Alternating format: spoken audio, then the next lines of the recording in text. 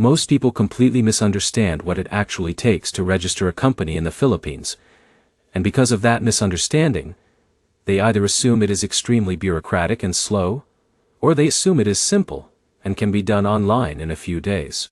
But here is the surprising truth that almost nobody explains clearly at the beginning.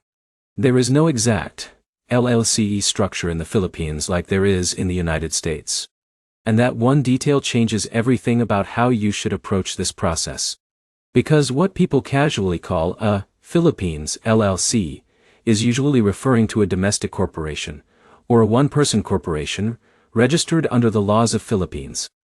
And if you don't understand that early, you can easily make decisions that affect foreign ownership rules, licensing requirements, tax obligations, and even whether your business is legally allowed to operate in certain industries. But before we get into the technical steps, let's slow everything down and understand why the Philippines is even on the radar for global entrepreneurs. Because registering a company in the Philippines is not just paperwork. It is an entry point into one of the fastest growing service economies in Southeast Asia, powered by outsourcing, digital services, tourism, and a young English-speaking workforce. Now, imagine someone like Michael. Michael is a 35-year-old entrepreneur from Austin who runs a remote consulting business helping U.S. startups scale customer support operations. As his client base grows, he notices something interesting. Several companies start asking if he has a legal entity in Asia. They want to work with contractors in a structured, compliant way. And one country keeps coming up in conversations. The Philippines. At first, Michael assumes this will be simple. He thinks he can just register a company, open a bank account, and hire staff within a few weeks. But when he starts researching, everything becomes more complex. Foreign ownership, rules tokdaikoi, SEC registration, capital requirements, work permits. And suddenly, the picture changes. Because the Philippines is not a casual offshore registration jurisdiction. It is a regulated economy with structured foreign investment rules, designed to protect local industries while encouraging international business participation. But here is where things get interesting. Michael is not alone. Every year, entrepreneurs looking at Southeast Asia run into the same confusion. They assume company formation is fast and fully digital. But the Philippines operates with legal structure, documentation, and regulatory approvals. So let's break everything down step by step in a way that actually makes sense. First, you need to understand what people mean when they say, Philippines LLC. The closest equivalent is a domestic corporation or a one-person corporation, depending on ownership structure. A domestic corporation can have multiple shareholders. A one-person corporation allows a single owner, which is useful for solo entrepreneurs. Now, let's introduce Sarah. Sarah is a digital marketing consultant from California. She wants to expand her agency into Southeast Asia to serve Australian and Singaporean clients more efficiently. She hears that the Philippines is one of the top outsourcing destinations in the world. But when she starts researching company registration, she quickly realizes there are layers she did not expect. And this is where most beginners get overwhelmed. But here's the problem. The Philippines does not treat company registration as a single-step process. It treats it as a structured legal and regulatory system involving multiple agencies. And each step matters. So let's walk through the real journey.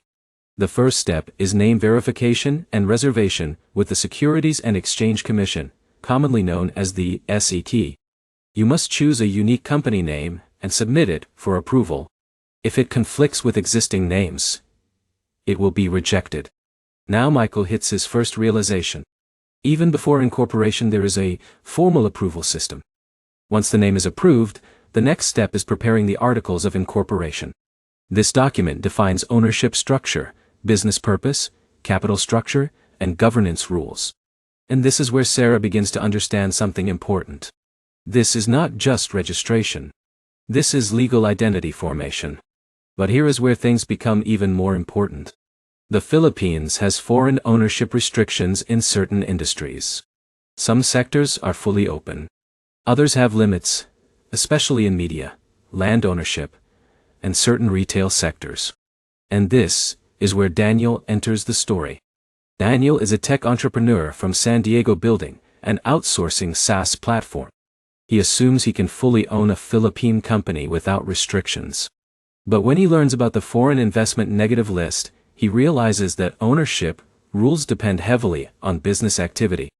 And this is where many entrepreneurs pause. Because they realize something critical. They are not just registering a company. They are entering a regulated investment framework. But here's the insight most people miss. The Philippines is one of the most foreign investor-friendly economies in Southeast Asia for service-based businesses. Especially its services, BPO, consulting, and export-oriented companies. So once incorporation documents are ready, the next step is submission to the SEC. This is where your company is officially reviewed and approved. And this is where Michael experiences his first delay. Because even small inconsistencies in documentation can slow down approval. Now Sarah learns something important. Accuracy is everything. Once SEC approval is granted, your company becomes officially incorporated. But here is where the illusion breaks. Because incorporation is not the end. It is only the beginning. After incorporation, you must complete local business registration with the city or municipality where your business is located. This includes securing a mayor's permit. And this is where Daniel experiences a new reality. Even though his company is registered nationally, he still needs local permits to operate legally. And this is where many entrepreneurs underestimate the system. Because in the Philippines, business compliance exists at both national and local levels. Now let's talk about capital requirements, because this is another important area. In many cases, domestic corporations require a minimum paid-up capital, depending on ownership structure and industry type. For foreign-owned companies, additional capital requirements may apply depending on the percentage of foreign ownership. And this is where Michael starts adjusting his expectations. Because capital is not just a number. It is part of regulatory compliance. Now let's move to one of the most important steps. Banking. Opening a corporate bank account in the Philippines requires full documentation, SEC registration, business permits, and identity verification. Banks are highly compliance-focused due to international anti-money laundering regulations. They need to understand your business model clearly. And this is where Daniel makes a mistake. He submits his application without a fully structured business explanation. As a result, his banking approval is delayed. But Michael takes a different approach.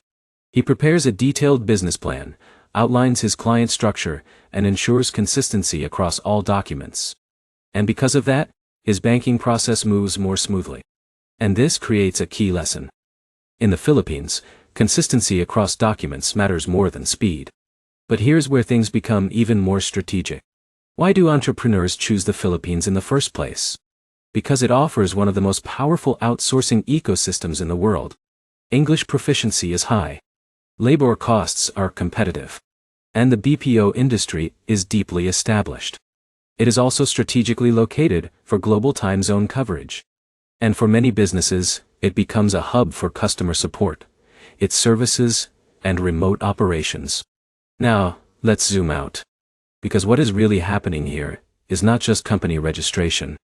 It is entry into a structured Southeast Asian business ecosystem. And once you understand that, everything becomes clearer. Every requirement exists to ensure legal compliance, investor protection, and economic stability. Now Michael begins to see his company differently. It is no longer just a legal entity. It is a regional operations hub. And that changes how he approaches hiring, clients, and expansion. But here is the final insight that ties everything together. Registering a company in the Philippines is not about shortcuts or fast setup.